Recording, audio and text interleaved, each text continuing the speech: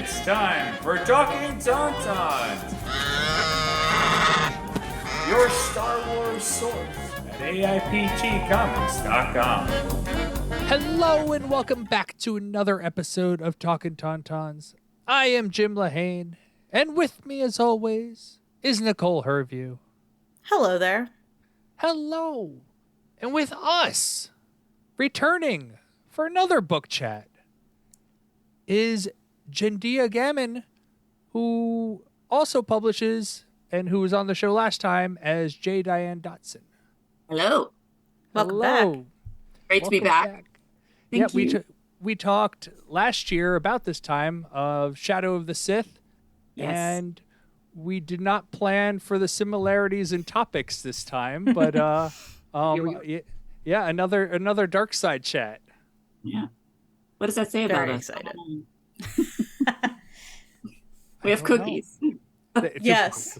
Yeah. So how are you doing, Jendia? Hot. It's roasting in LA. It's almost 100 degrees. But other than that, hanging in there. I've had a really big week of a bunch of stuff kind of accidentally all coming out at the same time, just kismet. So that's really cool. Short stories in anthologies and in magazines, and the full cover reveal for a book I've got coming out next month. So things are on that level. Good. I just need it to cool down about 20 degrees and I'll be able to breathe again and then write more efficiently when I'm not stewing in my own juice. You have a lot going on. You do. I don't know how much you want to talk about it, but I know you posted on it social media that you're starting your own publishing company. Yes. So that is with my husband, who is also a science fiction author, British author, Gareth L. Powell. And we both, I have kind of almost a family legacy related to storytelling and publishing. So it seemed rather fitting. And he's got a marketing background. We both come from this, having both of us have self-published books and then moved into traditional publishing. So we have this broad spectrum of experience and know-how and true grit, for lack of a better explanation. We know what authors need, and we also are very much against the use of AI in cover art and in interior text. So we are very much wanting to be an imprint that encompasses science fiction, fantasy, horror, mystery for adult, young adult, middle grade novels, novellas, novelettes, graphic novels over time. And we welcome, diverse voices and underrepresented voices. No AI for art, no AI for writing. We want to celebrate human inspiration, endeavors, and integrity. So we will announce, we've got all the logos, they're beautiful. We're going to announce, kind of dole things out, what the name of it is and everything when the website is fully finished. That's being worked on by my web guys right now. And yeah, it's part of a production company that we have formed.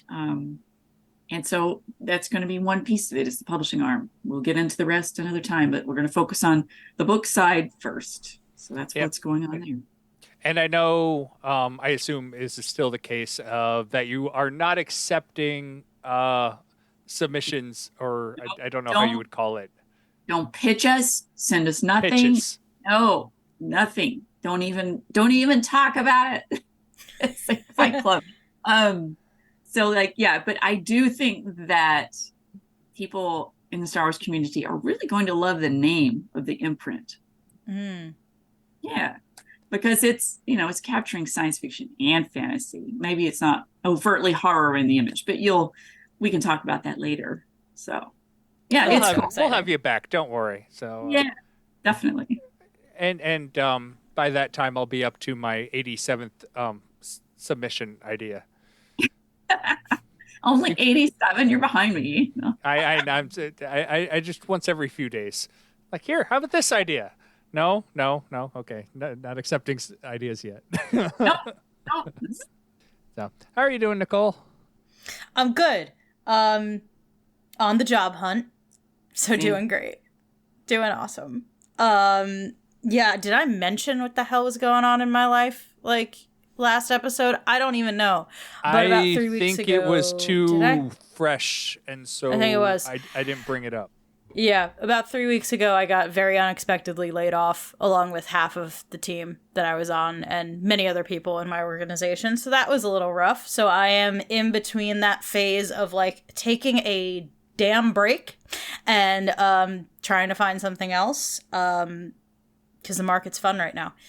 So while I'm doing that, I am drafting another book and watching a lot of Love It or List It.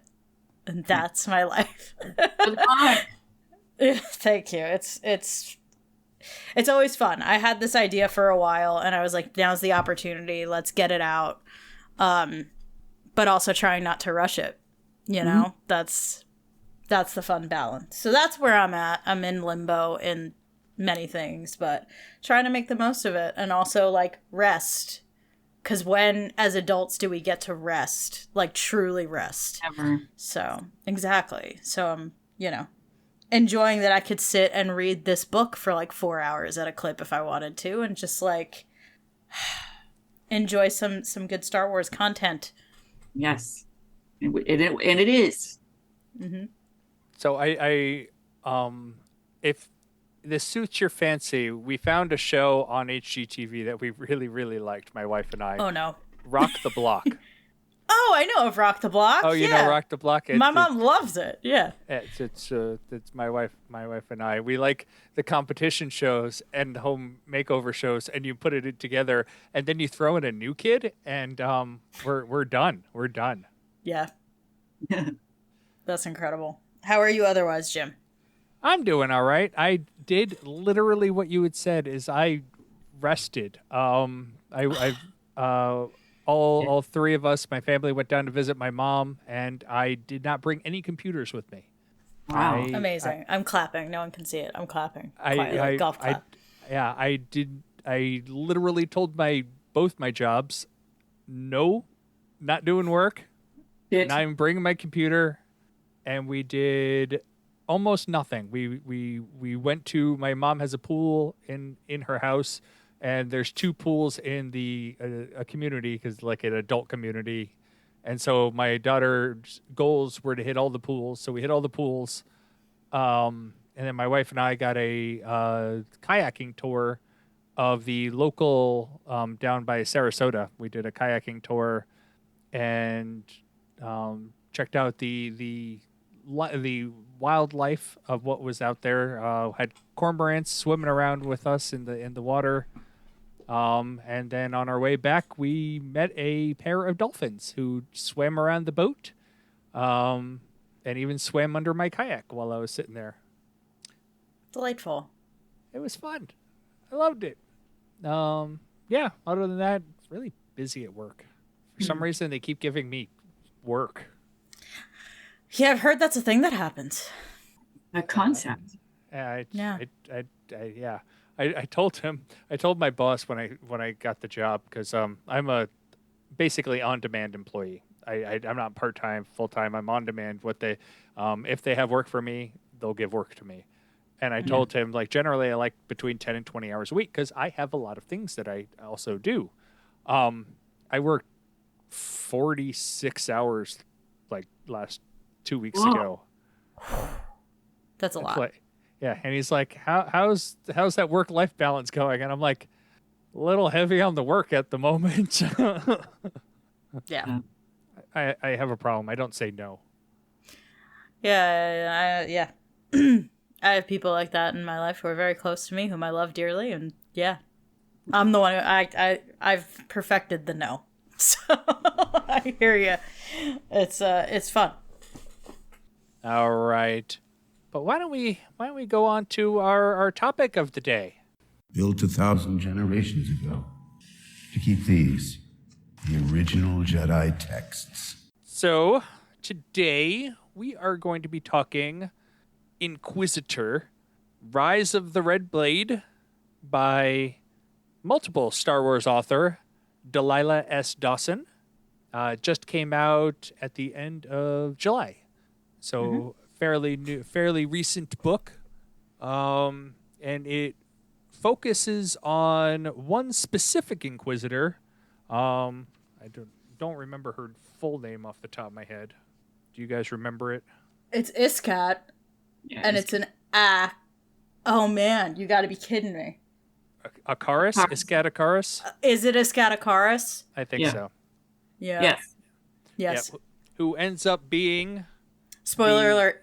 Spoiler. Okay, but as we go into this book, I'm literally going to start off the book with Spoil a spoiler the whole alert book. because, Yeah. well, Yeah. she's an Inquisitor. She ends up becoming an Inquisitor by the end of the book. Even so. She ends up becoming the 13th sister. And do you guys know where she's from? What the planet? Oh, where we've seen the 13th sister before? Oh, I was thinking about it, and no, I do not remember. I can't remember either. Okay. Did you guys, either of you, she's only been in one other thing before. I had to look it up because I literally spoiled the end of the book because I needed to know where she was from. And the first thing that pops up, spoiler again, is when she died. But she's in one other thing, and it was the Darth Vader comics. The second. Oh. So she's in issues 19 and 20 of the second volume of Darth Vader comics, the ones by Charles Soule. Yeah. Okay. And I reread them just like an hour ago to see, because I'm like, this seems very familiar. 100% of the epilogue is these comics. Oh, that's so interesting. Okay, that's probably why that seems familiar. Yeah. Yeah, like the epilogue felt weird in the book. Yeah, it makes sense in terms of context. Yeah.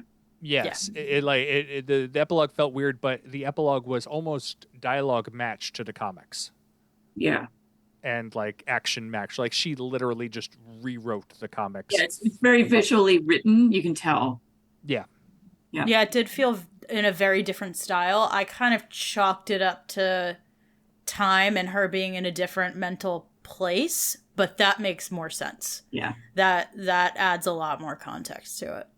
Yes, but we'll come to that, I think, when we get back to there. But I want to start off with literally the first thing that we get. So both of you started with the audiobook, and we were talking before the show. Started with the audiobook, but it was going too slow, which I've commented on before. I can either do the audiobook or the reading. I can't do both at the same time because it's same problem. I read faster than they talk, but I did the audiobook. I did 100% the audiobook, but you guys switched to the text. But you got the same beginning I did. I don't even know if that's in the text version of the warning. Yes. Before the book, It's in there. puts this book at a heavy note right off the get go. Yeah. Yeah, but I thought it was incredibly important and well expressed and definitely appreciated for me, just like to kind of understand that the weight that had.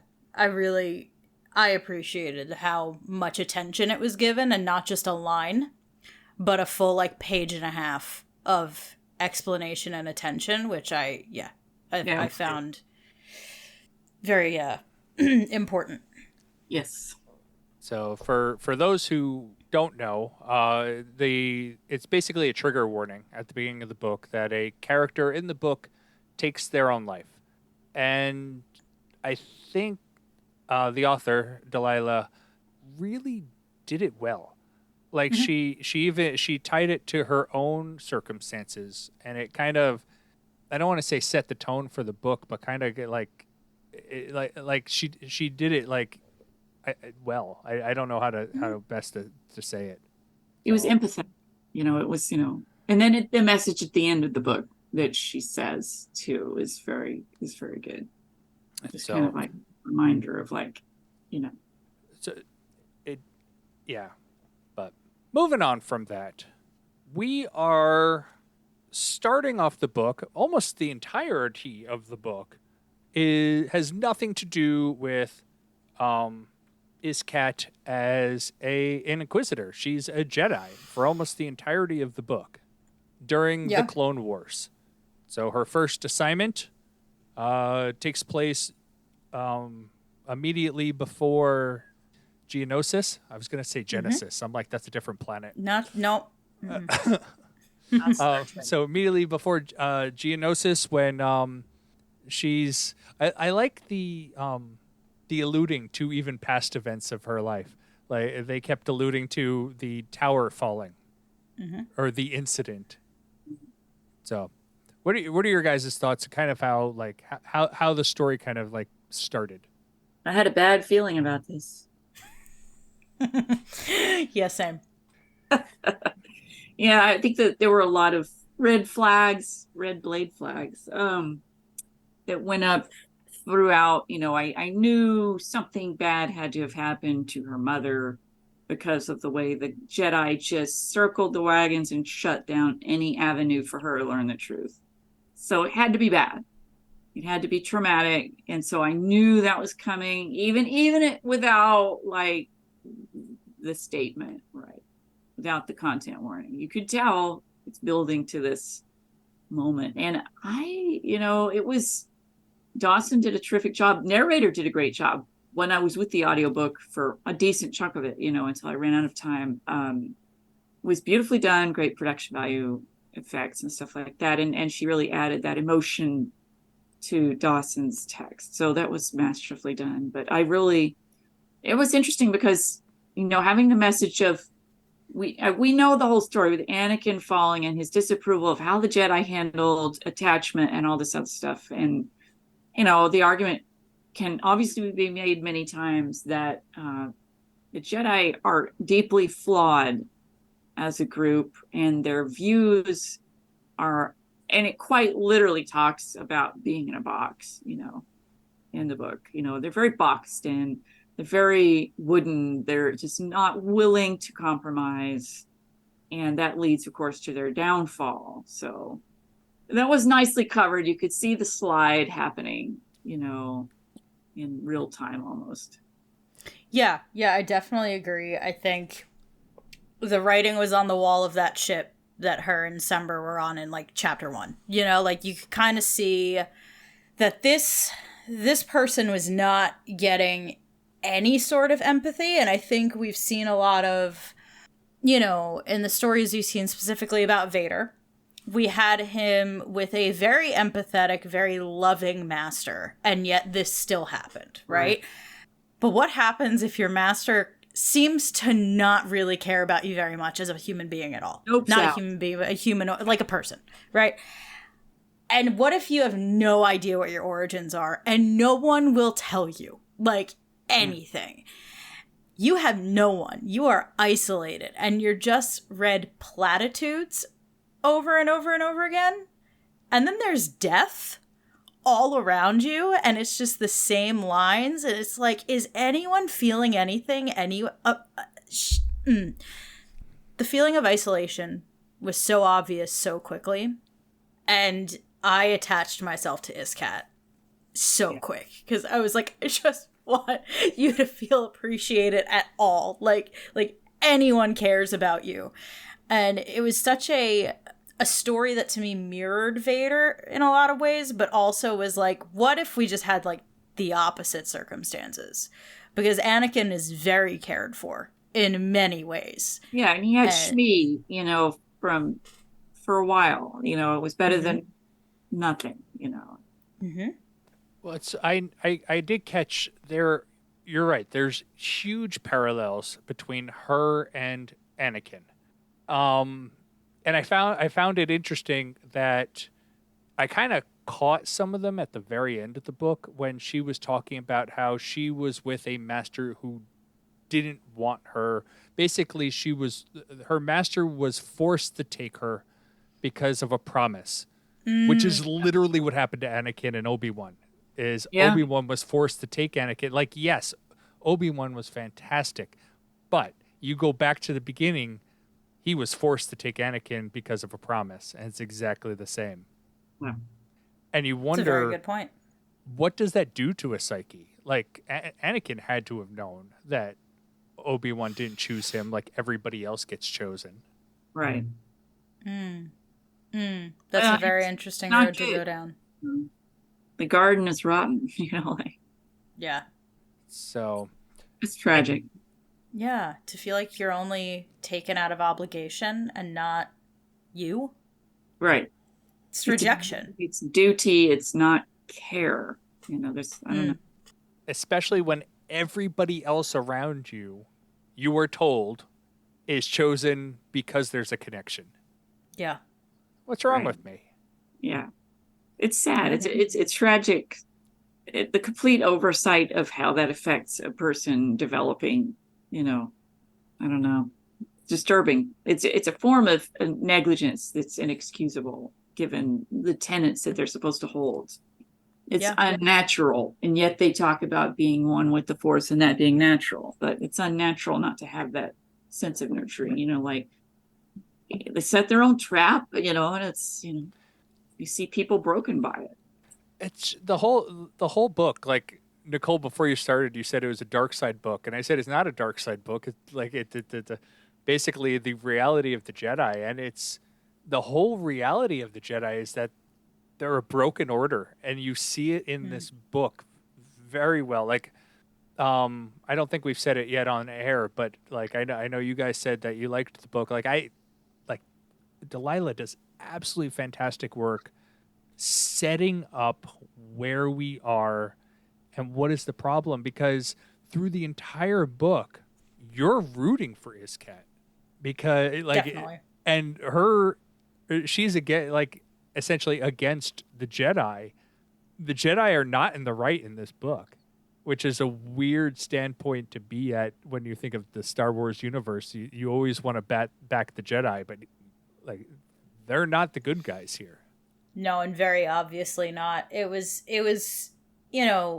early on in the book where everything any Jedi said, I would like feel myself getting mad, which is phenomenal writing. Like, to be honest with you, like that's great. Because I am predisposed to not love everything the Jedi do, my two favorite Star Wars characters are not Jedi, and therefore like I'm like, I don't really care about what y'all are doing.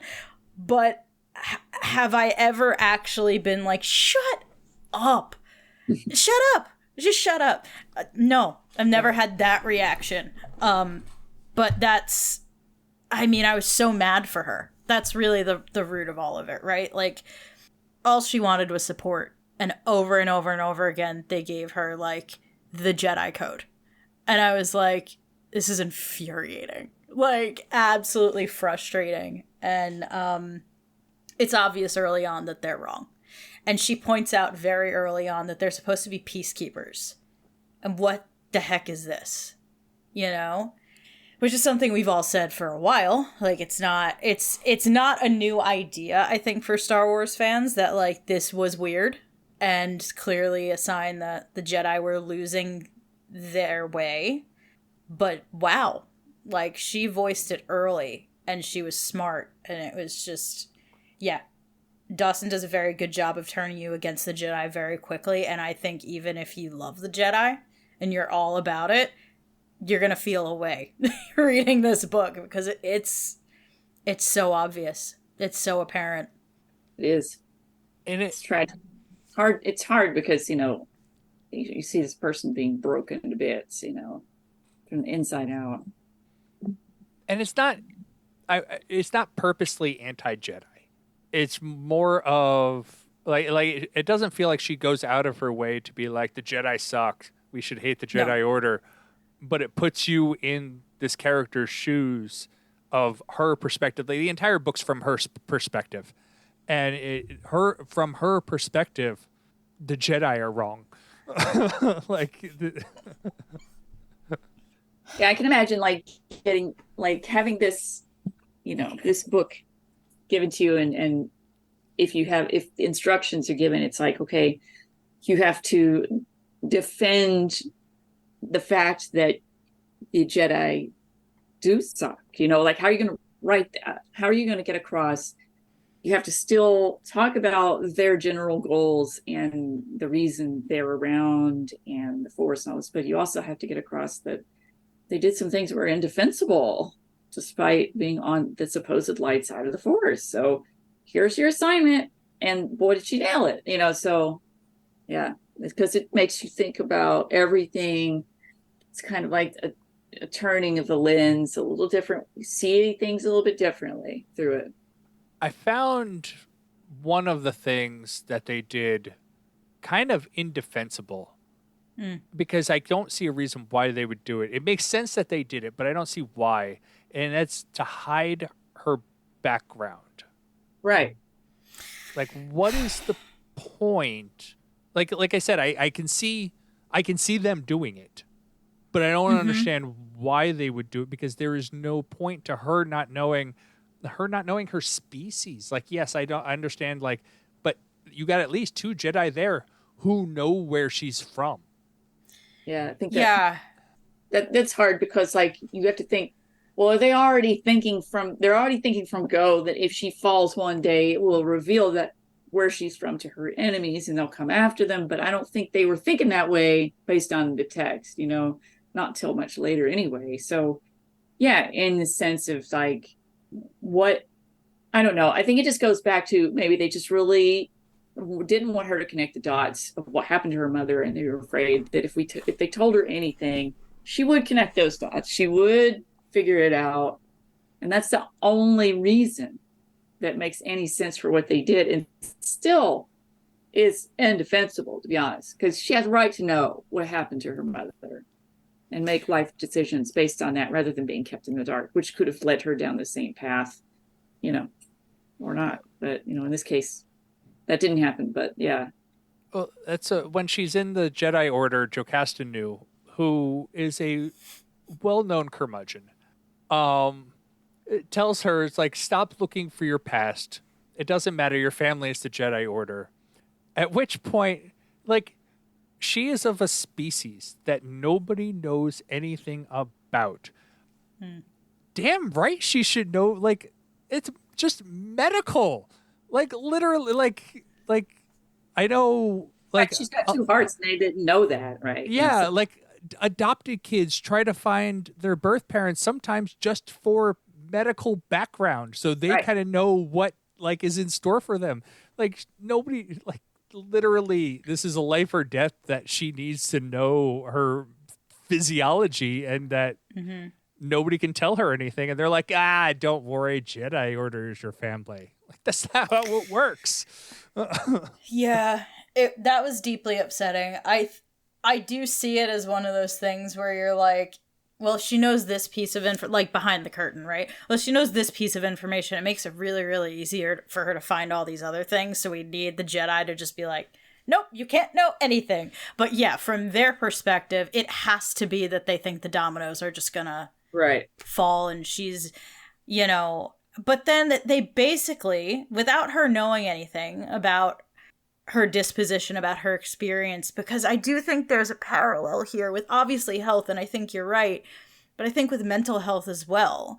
And, if her mother died by suicide because of, yes, situational things, but I think also maybe mental health reasons, she could find herself in a very similar position without knowing how to talk about these things, without knowing what's happening to her and why she's feeling a certain way or why she's responding to things in a certain way.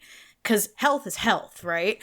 And I think knowing family history on some things, like, is so deeply important. So I think there's a parallel there, because they really set her up to go the exact same way her mom did, both in the path of the Jedi and perhaps mental health wise as well. I think there's a lot there that them trying to keep themselves safe put her at risk in multiple ways. And that seems pretty on brand for them, unfortunately. Yeah, it's like they closed all the doors to all the answers for her, but they left the door to the Sith wide open by so doing. Absolutely. Yeah, I mean, right there it is. Walk right through the dark side, because we closed everything else off that could ever make you feel belong, like that you belong, and that this is what you're going through is normal for your species, for your family, for whatever. No, we don't want you to know that. So just walk right through. but It's a roll. well, it's not even like, you kind of think like mental health. you need help a lot of times, Right. or you Yeah, should he's have help. isolated. And what they're doing to her is literally telling her to knock it off and ignore it. Right. Yeah. Over and over and over again. It's almost like they're like, oh, this is a phase or something. They don't come right out and say it, but that's implied. It's a It is. phase. Yeah. You can meditate your way out of this. It's like, Literally, babes, no. that's what they said. I mean, for real. Go sit, with the flowers and the kiddos. Yeah. You'll They be were all right. literally like, go sit in the corner with the kids and think about what you did for 2 years. Yeah. See, Are you kidding? And she didn't do anything wrong on that mission. So let's talk about that mission. So her first mission after Geonosis, she is climbing a wall with, A jerk. yeah, I was trying to think of a better word, but yeah, basically a jerk. That something I don't need to bleep. He's basically talking down to her the whole time. It's like, I'm here. I'll help you become the Jedi you're supposed to be, or some garbage like that. Meanwhile, she's already a knight at this point. And she's like, oh yeah, by the way, watch out for the slugs on the wall. It's like, what are you talking about? At which point he stabs a slug, loses his grip, grabs a bird hole, gets bitten by a bird or something, and falls to his death. At which point everyone's going, Jedi don't fall to their death. And then so she takes over the mission essentially, and ends up doing what she was told, to blow up the thing, and they got mad at her. Like that wasn't in the guidelines that Jerkface had. It's like, right. but that's a you problem that you didn't disseminate that information out. But it's a constantly running theme that they don't give her information that would help their missions. Like she's always asking, well, okay, well, where is it? What's the situation? Where they're like, oh, fairy dust. We'll figure it out with the Force, which is bullcrap. Like it's got to be tactical. And I have to think that Obi-Wan wouldn't have been okay with that. Obi-Wan would have wanted to have known the facts and where to go, because that's just how he's more analytical. And so I just kind of that really made me mad, because I was like, come on, it's almost there's like this misogyny going on with her, to be quite frank, like. And then I felt that as well. Her accomplishments are just we don't celebrate that, and yet they're lording stuff over her, being completely hypocritical. Ooh, Yeah, because she's underprepared and overpunished over and over and over again. it's bullying, basically. But yeah, and then her male counterparts, who end up taking credit for when she does succeed, or the other, what's her name? The woman at the end, she's pink, and she was like in that group with her. She ends up killing in the most. Charlene. I literally opened the book to that page. Yo. One of the most satisfying, like upsettingly satisfying deaths. Yeah. But like she's like the example of like she does everything right. She does everything by the book. She doesn't cause any issues. So she's lauded. She's like, Right. oh, what a phenomenal little Jedi she is. How Mean great. Girls. She's But Mean Girls. definitely. She's definitely a Regina George moment. Plastic. Yes. 100%. She's a Heather, yo. Let's take it back. yes, even that further. as well. That as well. Anyway, yeah. What a film. But yeah, it seems like over and over again, Iskat makes these mistakes that are easy, quote unquote mistakes. I'm like, that are easy. we're gonna call them mistakes because that's what they're calling them. Doesn't mean that that's what correct. they are. Right. I would say the pillar was an issue, like a mistake. The pillar was blown an out of accident. proportion. It was Right. an And accident. yes, okay, better word. That was an accident. And then she does these things where she's constantly blamed, underprepared, overpunished. And it just feels like there is a tone of misogyny there. Like, absolutely. It's so frustrating. Across to me. Yeah. Yeah. And she's like, everyone she answers to, for the most part, is male. And they just, like, don't listen to her at all. Except our friend Hizo, who I guess we'll talk about in a minute. But, yeah. And then you have to question his motives because obviously. Yeah, it didn't take me long to pick up on 10 that. miles away, right? That's what I'm like. Exactly. I'm like, exactly. It didn't take long. Is it blatantly obvious, or am I just really smart? I always wonder that on these books. I'm like, I saw that one. Am I really smart, or did everyone get this? Yeah. I think it was like the second time they met when I was like, how's he there again? I know. Occam's razor here. The simplest answer is probably the correct one.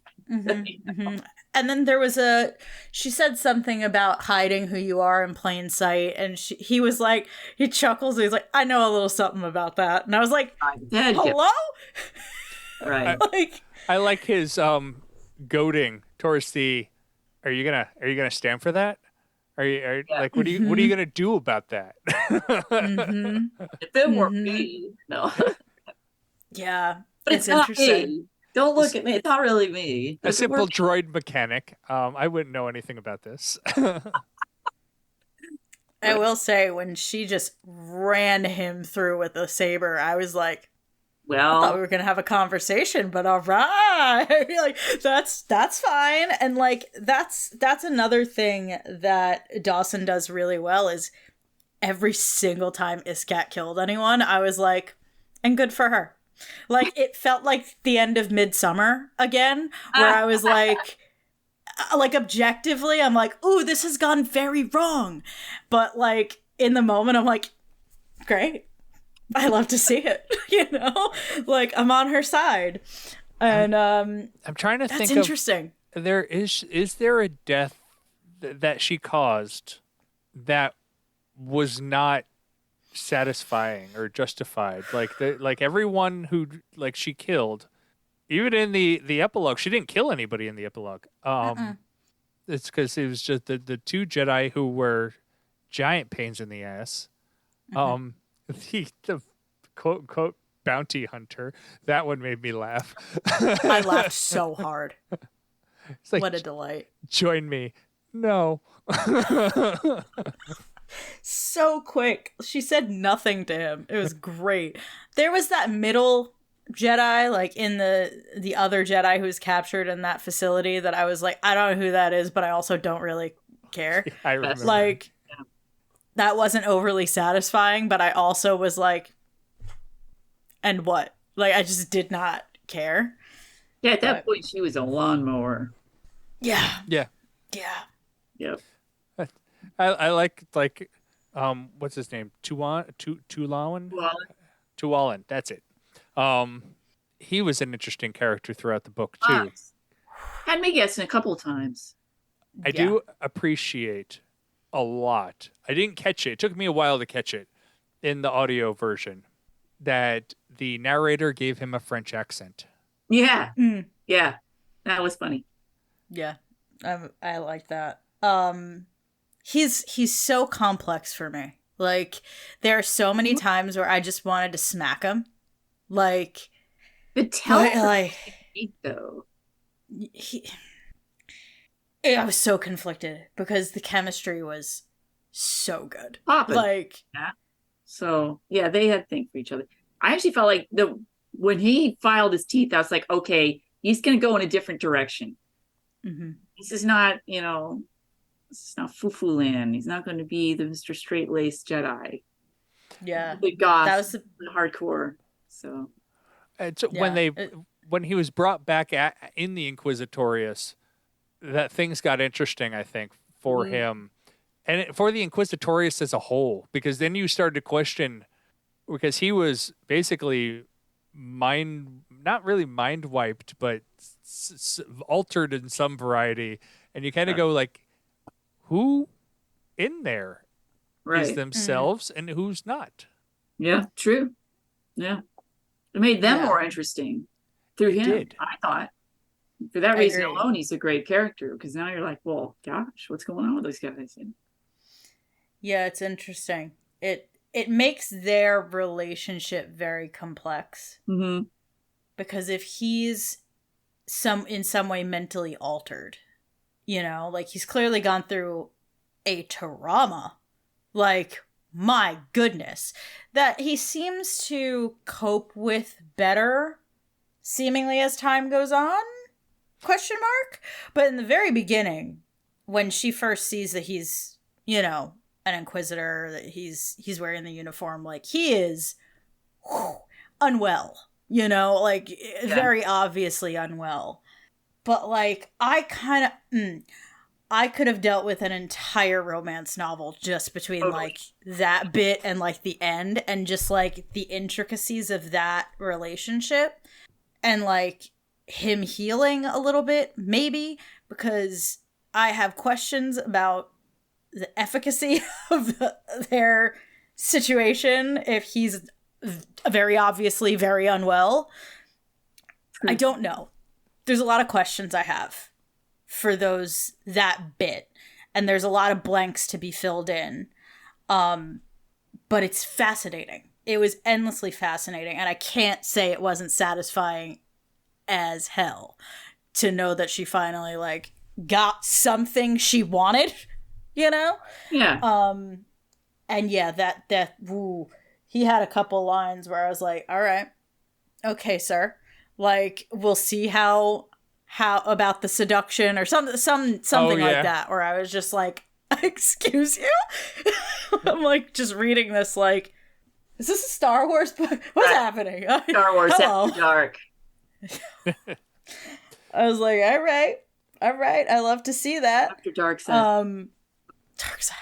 That was good. I was like, all right. Yeah, that was cool because there was a lot of tension, but, like, not obvious reciprocity until the end, and then she turned it on. To 11. Like, Dawson was like, here you go. And I was like, wow, that was effective in, like, 2 chapters. Well done. Okay, I'm on board. Jedi Order's dead. The kid gloves are off. Hey. And thank goodness.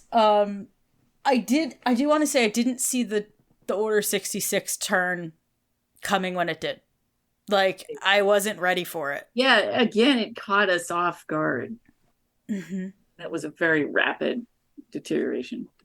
She does it very well. I like books that take place during the movies, so you can place it in the movie, but doesn't really, you don't see the movie. And I hate it. I hate retellings of the movie and stuff. And this is, like, she does it with both Attack of the Clones and Revenge of the Sith and with Order 66, is that she, like, all of a sudden they're like, oh yeah, we got to go rescue Skywalker and Kenobi, got themselves stuck in some jam in Attack of the Clones. And so you get, like, you're there, but you're not there.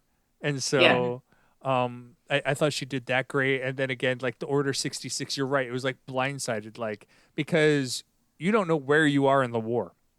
3-year-long war, 2 years she missed, months here and there, you're not quite sure. All of a sudden it's like Order 66, you're like, oh, we're there. Mm-hmm. And they mowed down that one girl, like, oh, we're barely going to talk about her. Oh, and she's dead. I guess that explains why. Yeah, that was a tough one. I was like, okay. Yeah, it was very well done for the amount of times we have seen Order 66. For the amount of times we have seen scenes like that, for the as much as we know it's coming. It's impressive when you can take me by surprise with Order 66, because we know it's happening. We know. Yeah. And once again, a very prime example of no body, no death with our book boyfriend there. So yeah, I thought it was great. I was like, what a very interesting execution, for lack of a better term, of Order 66. It was cool. I dug it. And also just, like, related but not, the pacing of this book, I was just so impressed with it, because it's so easy for a book that's about an Inquisitor to just be like, here's a prologue, here's some stuff, Inquisitor time. Like, it's so easy to do that, but I was so pleased with how little she is an Inquisitor in this book, and how well they kind of set that journey up, because you understand fully why, with all the things that she's seen. And, you know, even with those time markers, it's difficult. It's difficult to pace out a book that's that long in terms of timeline. Mm-hmm. But man, Yeah, it was well done. I could have done without the epilogue. If I, like, to be honest, like, I would have preferred her end at the end of the book, giving us perhaps a sequel to this at some point, because we can still get a sequel, because there is, like, literally, like, I think they said, like, several years, probably about 3 years, I think, timeline wise. And so it's one of those, like, we can get another book in there, but we already have her death in this book. And so you kind of lose that for the next book. But I think I would have preferred if she just cut it off, because how many people would have known about that epilogue section without, if you didn't have the internet? Not many. I can tell you that. I wouldn't have realized it. And I've read the comics. it's tough, right? Because on one level, I agree. Like I just said, I kind of want an entire book just about those years.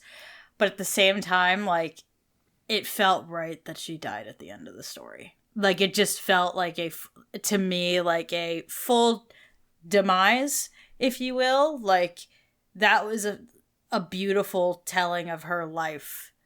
And I do love a tragedy. You know, I like the tragedy of Darth Plagueis the Wise. The Romeo and Juliet stuff going on there. Definitely. And I feel like we don't get a lot of that in this franchise. A little bit, but not a lot of just like, yep, full tragedy. Here you go. Right. And I don't want to be greedy about it and be like, give me another one. But there's definitely room to go back and write another book about her. But I think that I was fine with it ending the way it did. I see your point, and I totally see it. Like, I understand it, but I didn't have the same feeling, you know? I think I want to bring up one point that we skipped over, is her knighting ceremony. And also, this is the first time we get Anakin's knighting ceremony in anything. It's always skipped over. We talked about in Brotherhood, it takes place immediately after, and she calls out Brotherhood in the story. She made a comment. Someone made a comment about a bombing on Cato Nemodia. I'm like, oh, that's Brotherhood, which takes place immediately after this. Obi-Wan kind of runs away. And in the third Padme book. Were you going to say something? I haven't read. No, I was just pointing out I have Brotherhood right there. Oh, yeah. I love Brotherhood. The third Padme book, Queen's Hope, I think. Yeah, like she jumps over Anakin's knighting ceremony, so she has parts before it and after. But this is the first time we see it, and it is the most lackluster ceremony you could imagine. Anakin was seething. He was like, "This is boring." Yeah, it makes sense why it's been skipped. Like, it was a really good, like, we don't need to talk about this. Like, this is so anticlimactic. So she kind of like gave you reasons why everybody else was like, let's just not even bother with this, by being like, yeah, it's lame. It's lame. It just is a lame. Like, I don't know. Well, it's like you have a book about Padme where Anakin is a pretty major character in her life. Not in there. A book about Brotherhood, which is literally about Anakin and Obi-Wan. Not in there. A book about an Inquisitor, which Anakin is in for like 2 pages. It's like, oh, we're going to show you his knighting ceremony from somebody else's perspective. I'd argue that he's a pretty damn important character later on, isn't he? Well, that's when Anakin died. Yeah, you're right. He totally did.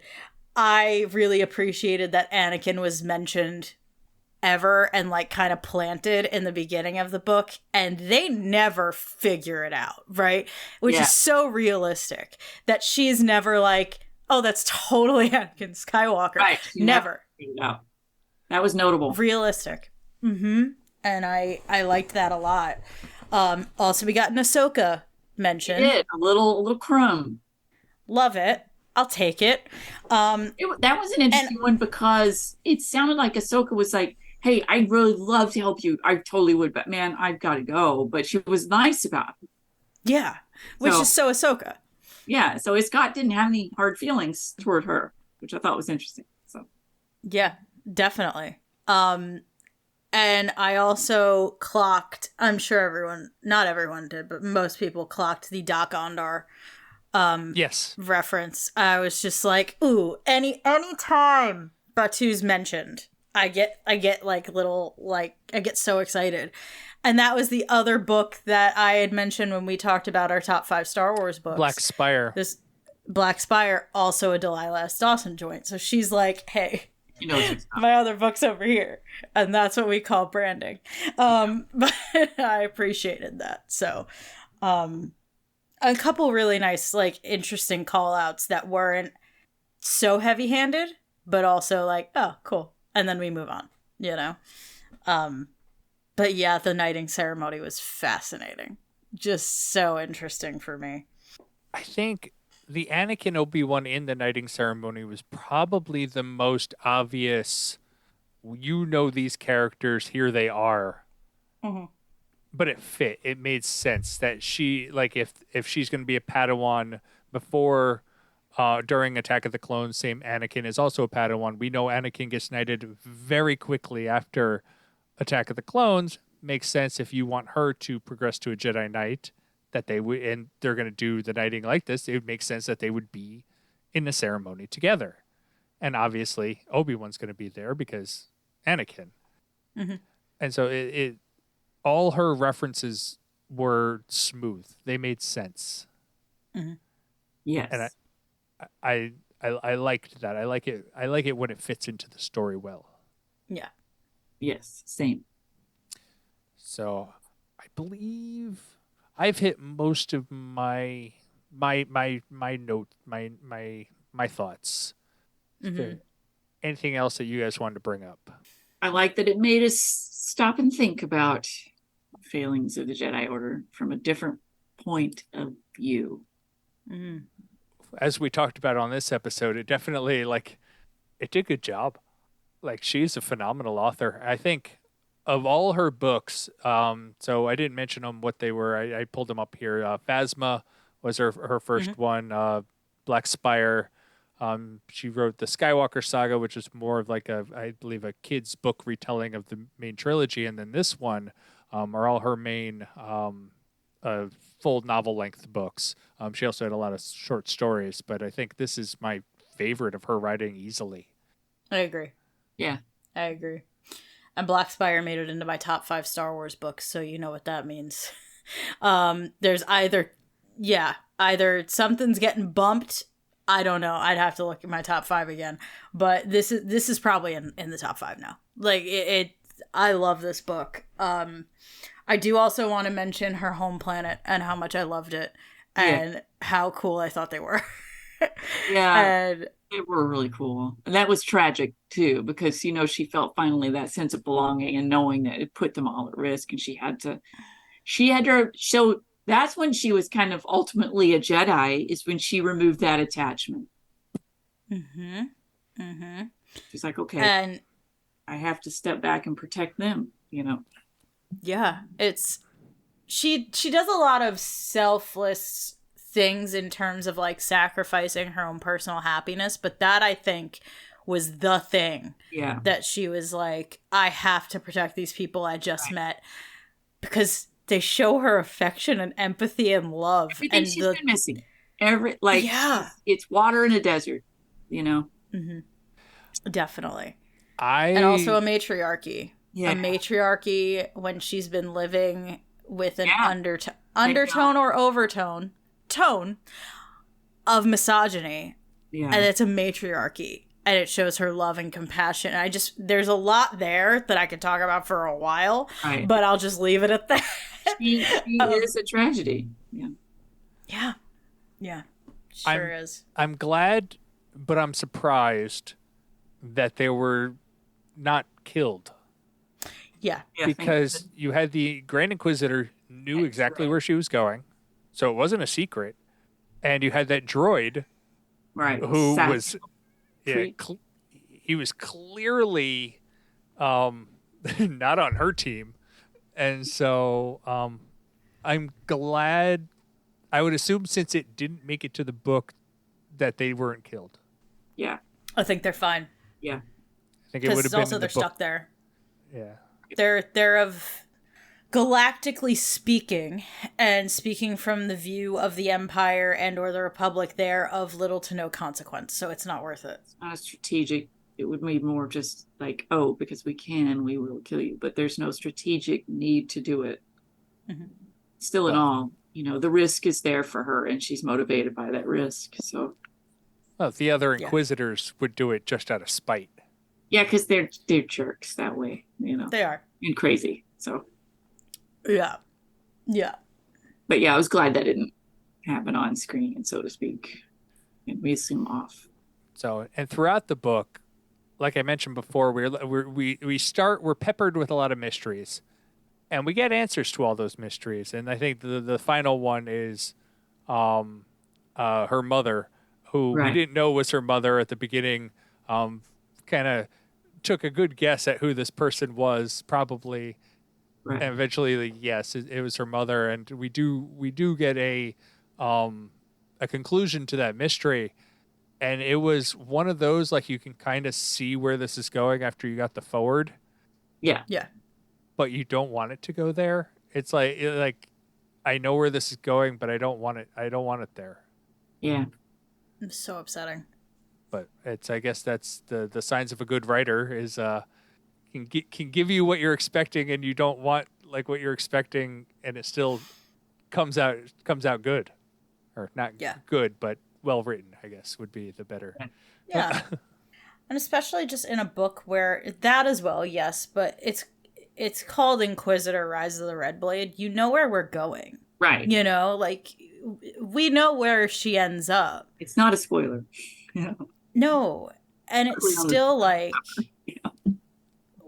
What a brilliant read when you know the ending, and it's still like endlessly fascinating as to how do we get there though, and what does that look like, and Journey slide to the dark side, not from Anakin's perspective.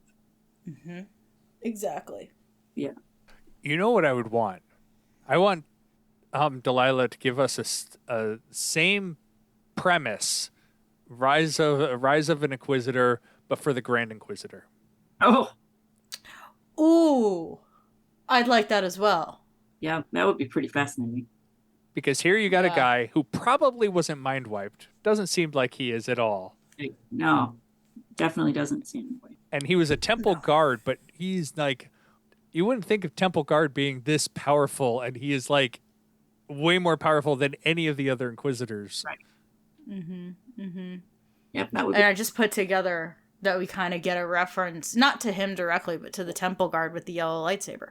Yes. Like very early on, it's like this little nugget. Anyway, that was just a rogue thought in my head. So, any other thoughts? Good stuff. Read it. All right. So, I think normally what we do at the end is kind of give our rating of the book. So, Jendia, how would you? What would be your rating? 5 out of 5. Yep. It was great. Extremely well written. Audiobook extremely well narrated. If you have the time to listen to it, please do. It's great. The performance is great. The effects are wonderful and masterfully done. So, but you couldn't do it without Dawson's words. So, yeah, it's powerful stuff. Difficult, powerful, makes you take a journey, in your own mind. So, highly recommended. So, Nicole? Yeah, I would agree. I think that it's an absolutely brilliant story. Agree, 5 out of 5. like I said, I downloaded the audiobook through my library, so I didn't put money out for that, but I did that. Then bought the ebook, and now I'm going to buy a hard copy. So as someone who is currently not working and is doing all of that, that should tell you I have to be careful about where my money goes, and it's going to this book twice. It's excellent. It really is excellent. It was such a journey. I think I said I read it in 3 sittings, and as someone with ADHD, that is an accomplishment. If you got me sitting there for that long and gulping down a book in 3 sittings, well done. And I think it's a brilliant story that ties into the main, like, tales of Star Wars while also being something totally different that I'm not getting. I'm not getting this story from the rest of Star Wars. Not exactly. Obviously, we have parallels to Vader, but it's something else. And also just, like, incredibly well handled and responsibly handled take on mental health as well. So, Yes. Very respectful. And trauma. It's very respectful, yeah. And also, if you know, a little dash of religious trauma in there as well, if that's something you're interested in, you got that too. So, If you want some of that, we got some of that. if you're interested in tales like that, if that speaks to you in any way, there's that as well. So I mentioned this before in the show. My rating scale. I always start at a 7. Goes up or down from there. The kind of like a passing in school is a C. If it's inoffensive, doesn't piss me off, it doesn't please me, and just kind of you get to the end of the book and you're like, I'm at the end of the book. I'll give it a 7. This one, I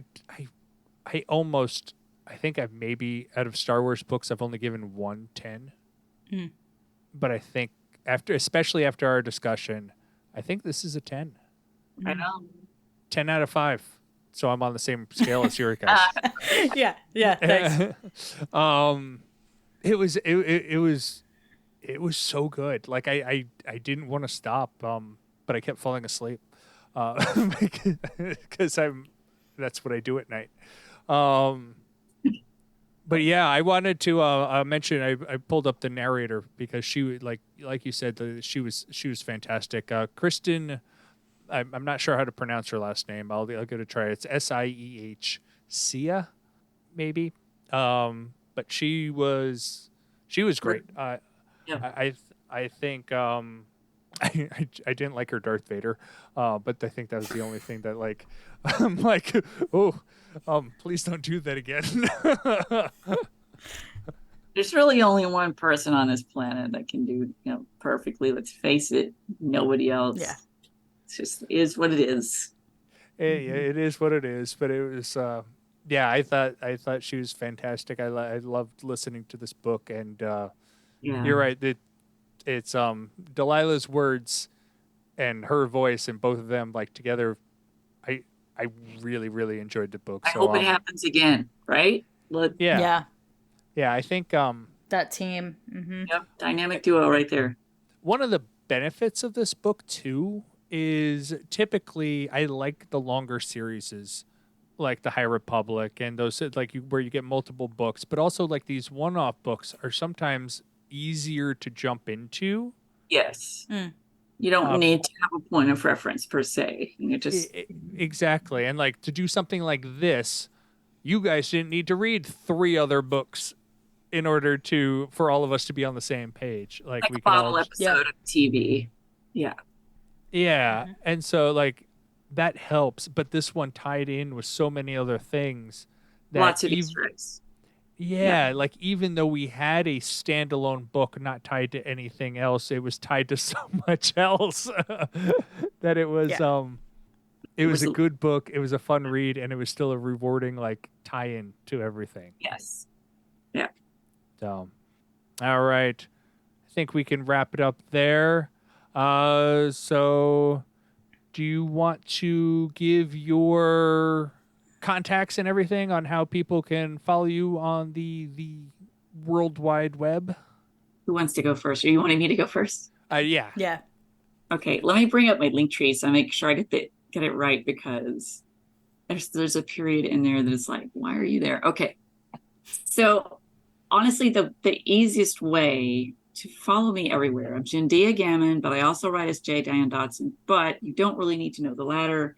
You can go to linktr.ee/JENDIAGAMMON. So that's my link tree.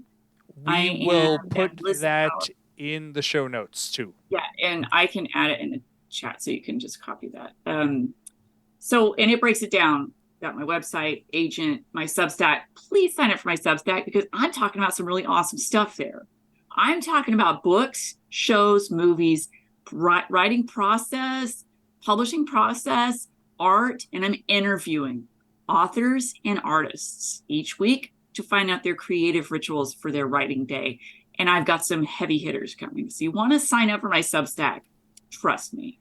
And then I've got my books listed out, the current and what's coming, and all my social medias, of which there are an absurd number now, because that's how life is. I'm very active on Threads and Blue Sky and Instagram and what used to be Twitter, but is now X, and a little bit less so on the others. But so it's all there in the link tree. Sign up for the Substack. Take a look at my books. I have Shadow Galaxies out. Rhapsody of the Spheres anthology just came out with a space opera story I wrote in it. Opal World Frolic. Tales from Stokey's Hall is my first media tie-in book. Ding, ding, ding. I've got designs on other properties. And that is a Thrones and Bones anthology. It's a fantasy RPG, and I have a high fantasy story. The Inn at the Amethyst Lantern comes out in October, and that is my futuristic lunar punk sci-fi fantasy young adult debut. It is amazing. You got to read it. And then Interzone this week. Copper, my robot story just came out in Interzone. I've got it all. Questrazon Saga is my own space opera series. It's all happening. Sign up on the link tree and come find me because I like to talk shop. I like to talk about nerdy stuff for all the properties. But I did start with Star Wars, and that's, of course, something I always want to talk about. So thanks for having me on the show. I will have to second following your socials because you will drop like fascinating tidbits of knowledge Trivia Queen. all the time. And like not even like trivia, just like writing tips and like tips on other stuff, and it's like absolutely fantastic. I love it, and so I love getting all that through your socials. So I highly recommend anyone to follow you, because it's just fun. Thank you. I'll third that. Thank you so much. Yeah, of course. Thanks So, again. All right. You can find us on X, formerly known as Twitter. I love how when anybody, any news organizations cannot mention just X. It's like either formerly known as Twitter or just Twitter. Mm-hmm. I hate that. I hate it all. You can find us there at Talkin Tauntauns.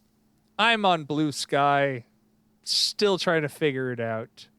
You can find me there as Jazzinator and elsewhere. You can email us talkintauntauns@aiptcomics.com. You can join our Patreon through AIPT Comics and join us on Discord. You can leave us a 5-star review at all your favorite and non-favorite podcasting platforms. And with that, I don't know what we got coming up, so you'll find out when we have to do. figure that out. Thank you both. We'll see you then.